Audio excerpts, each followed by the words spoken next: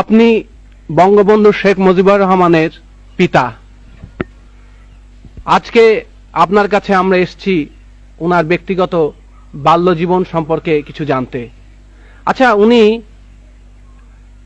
কবে জন্মগ্রহণ করেছিলেন এবং কটার সময়, এই সময়টা আপনি আমাদের একটু বলেন না। 1920 7ই মার্চ। রাত কয়টা? রাত 8টায়।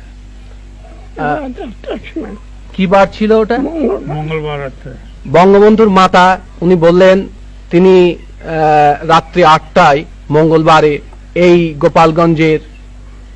গোপালগঞ্জ মহকুমার এই টঙ্গিপাড়ার এই বসত বাড়িতে জন্মগ্রহণ করেছিলেন।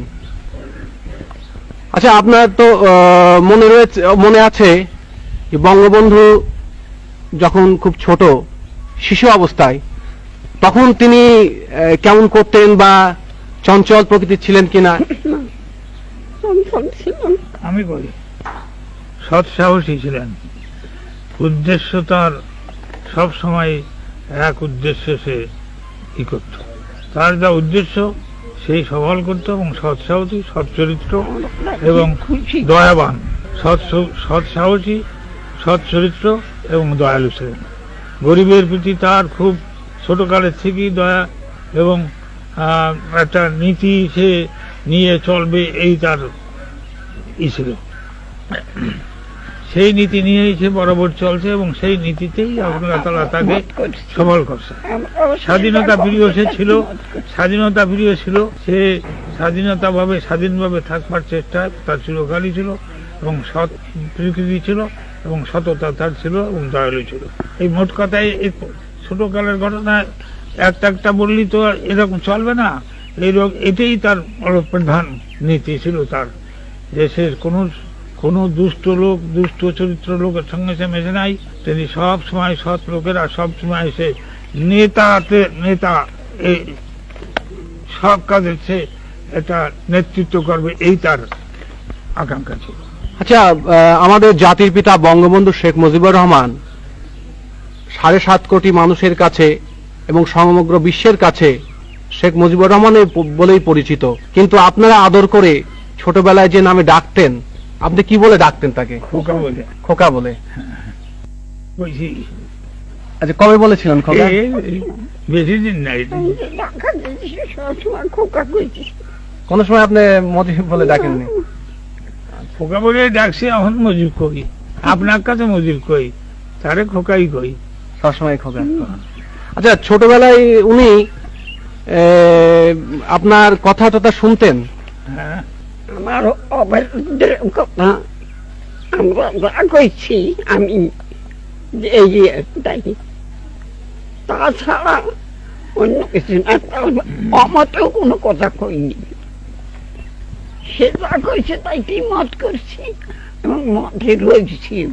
এমন কিছু মত করে নেই যে সেটা ভালো না, দেখছি খেয়াল করে যে সে ভালো। আমার বংশে 3 পুরুষের ওই ছেলে আসবে না। 3 পুরুষের মধ্যে এরকম ভালো, এরকম নির্ভীক ছেলে আসেননি। সৎ সাহসী, স্বাধীনতা প্রিয়। আচ্ছা, উনি শুনেছিলাম ছোট নেতা, প্রত্যেক কাজের নেতৃত্ব নেছে সে। যেখানে যাও, স্কুলে ছাত্রের মধ্যে নেতৃত্ব নেছে। মাস্টার পর্যন্ত লেখাপড়া না শিখে একজন আছে হেডমাস্টার, মিশন স্কুলে পড়তো। মিশন স্কুলে একটা হেডমাস্টার আসলো, সে পড়াতে পারতো না, ভালো লেখাপড়া জানতো না, কিন্তু সে হেডমাস্টার আগে আসলো। তখন তার বদলাতে হবে, মিশনের মেম্বারদের কাছে বলে শোনে না, তখন হোল স্কুল সে স্ট্রাইক করায়। হোল স্কুল মানে সমস্ত স্কুল স্ট্রাইক করে দিল, ছাত্ররা সব ছাত্রের নেতৃত্ব নিল, স্ট্রাইক করে তারে সেখান দিয়ে সরাইয়া অন্য মাস্টার হলো। তাহলে ছোটবেলার থেকেই ওই স্কুল অবস্থা থেকেই তার যে ওই নেতৃত্ব সুলভ একটা ছিল এই আপনার মনোভাব, সেটা আপনারা লক্ষ্য করেছেন। বঙ্গবন্ধু শেখ মুজিবুর রহমান মানে আপনাদের খোকা, উনি তো লেখাপড়ায় যতদূর আমরা জানি উনি বেশ বাইরের বই পড়তেন এবং লেখাপড়ায় খুব মনোযোগী ছিলেন।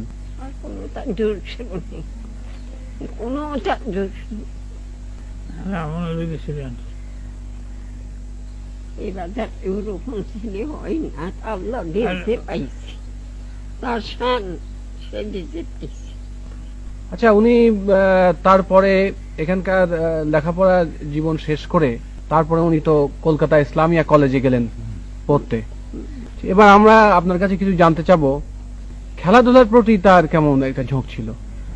দাদু খেলাধুলা স্বাভাবিক, খুব বেশি বলে যে বেশি নেই, দাদু স্বাভাবিক। ফুটবল খেলতেন মনে হয়। হ্যাঁ, ফুটবল খেলা। ওই যে হারে দাদু সংখ্যা সন্তান, হ্যাঁ, যে জায়গা পাতো সেই কারে শ্রেষ্ঠ। যেখানে যাবে সেখানকারই নেতা। নেতা। তিনি ছোটবেলায়ও নেতা ছিলেন, তিনি মাঝেও নেতা ছিলেন, এখনো তিনি নেতা, তবে এখন তিনি জাতির পিতা। আর ওই ভাই বোন নেতা কি চার আপনার বোন যখন পাকিস্তান হলো, একটি ভাই, জি। যখন পাকিস্তান হলো তখন তো আসলো ঢাকায়, জি তখন ওখান দিয়ে বিয়ে পাস করে আসলো, জি এখানে এসে অ্যাডমিশন দিল।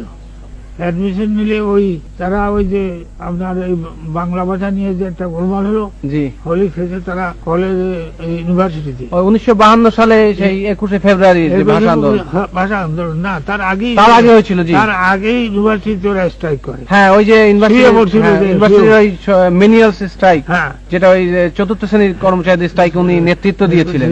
হ্যাঁ, সেই জন্য তো শুয়ে পড়ে সই করলো, তখন ওরে করলো আপনার এক্সপেল করলো কলেজের থেকে, বিশ্ববিদ্যালয় থেকে। বিশ্ববিদ্যালয় থেকে হ্যাঁ। এক্সপেল করলো। ইসমান গনি না, জি, না তখন না, তখন ভাইস চ্যান্সেলর ওসমান গনি ছিলেন না। না, তখন হ্যাঁ। আরেকজনকে ছিল। তখন তিনি তাকে ওই যে আপনার মনে আছে নিশ্চয়ই, ওনাকে বলেছিলেন যে তুমি মুচলেখা দাও, হ্যাঁ, তো তিনি বলেছিলেন যে মুচলেখা আমি দেবো না, না, তখন তাকে বহিষ্কার করা হয়, হ্যাঁ, এক্সপেল করা, expel করা হয়। এক্সপেল করার তো রাজনীতিতে একেবারে জড়ায় এবং ভালো আপনার আছে। নিশ্চয়ই মনে আছে ওই কথা বলেছিলেন উনি, হুম, যে আমি বিশ্ববিদ্যালয় থেকে ঠিকই চলে যাচ্ছি, কিন্তু এই বিশ্ববিদ্যালয়ে আমি আবার ফিরে আসবো, তবে ছাত্র হিসাবে নয়, হুম। এই কথাটা উনি বলেছিলেন। আচ্ছা, আর উনার একটু রাজনৈতিক জীবন, ছোটবেলা থেকে উনার রাজনীতির প্রতি হ্যাঁ। খুবই ছিল একটা আগ্রহ। আগ্রহ ছিল, কিন্তু সে সময় তো আর তো এই পাকিস্তান হিন্দুস্তান হুম। বা সে তো খালি মুসলিম লীগই ছিল, হুম। আর কোনো তো ছিল না। মুসলিম লীগের সময় ওই স্টুডেন্ট হিসেবেও খুব কাজ আপনার করেছেন। কাজ করেছে, মানে এই তো ইলেকশন করছে, হ্যাঁ। তারপরে আপনার অন্যায়ের প্রতিবাদ করছে। কনফারেন্স করছে, তার ওয়াহিদুর জামানের কনফারেন্সে প্রতিবাদ করে, হ্যাঁ। সেই জন্য আবার এই আচ্ছা, হাজতে যায়, জি। হাজতে যায়। 18 দিন পরে আমি সেই হিন্দু গিলকে ধরে সেই তারে খালাস করে আনি। আচ্ছা, আর একটা কথা আমরা অনেক উনার জীবনীতে পড়েছি, উনি ছোটবেলা থেকে ভীষণ দয়ালু ছিলেন। হ্যাঁ। একবার ওই সেই আপনার গোলার থেকে ধান দিয়ে দিছিলেন, তারপরে ওই শাড়ি, ওই লুঙ্গি দিয়ে দিছিলেন। এটা তো আপনি দুই একটা ঘটনা আমাদের বলেন না, ওই তো ওর ন্যাংটা হয়েছিল, তার কাপড় দিয়ে চলে আসলো বাড়ি। এটা কিভাবে হয়েছিল? এটা হয়েছিল সেই ছেলেটা আপনার আইএ পাস করছে, জি একজন জজ সাহেবের ছেলে, জি মাদারীপুর বাড়ি। জি তো ওর সঙ্গে তার জানাশোনা ছিল, তো ওর মাথা খারাপ হয়ে যায়, মাথা ওখানে গোপালগঞ্জে আসে, গোপালগঞ্জে আসে রাস্তা দিয়ে ও ন্যাংটা হয়ে থাকে। ওই ওই ওই যে জানাশোনা যা সেই ছেলেটা জি আইএ পাস করে, তারপরে ওর সাথে দেখা, ও রসরঞ্জন বাবু হেডমাস্টার মাস্টারের কাছে পড়তো, সেদিন যে পড়িয়ে আবার আসতেছে, ওর সঙ্গে পথে দেখা। ও করেছে, ভাই তোর কাবুরান আমার দে, আমার কান কাবুর দে। তখন ও কি করবে, তখন ও নিজের কাবুর খান খুলে তারে দিয়া, গায়ে চাদর ছিল, তাই যে নিজে বাসায় আসলো পড়িয়া। আমি বললাম, বলে তোর কাবুর কই? বলে তা দিয়েছি। কারে দিয়েছি? বলে পাগলা পাঠারে। বয়স করছে, যা। এই হলো তার। আর আপনার ওই গোলাপ থেকে একবার ওই দুর্ভিক্ষ হয়েছিল, তারা ডান পান সেই উনি লোকের সেই দুঃখ কষ্ট দিয়ে মনের মধ্যে উনি আর খুব কষ্ট হয়েছিল, এবং তখন ওই গোলাপ থেকে ধান দিয়ে দিয়েছিল। মোট কথা তো হয়েছে, তখন আপনারা কিছু বলেননি? এটা 3টে কথা। জি সৎ সাহস ছিল,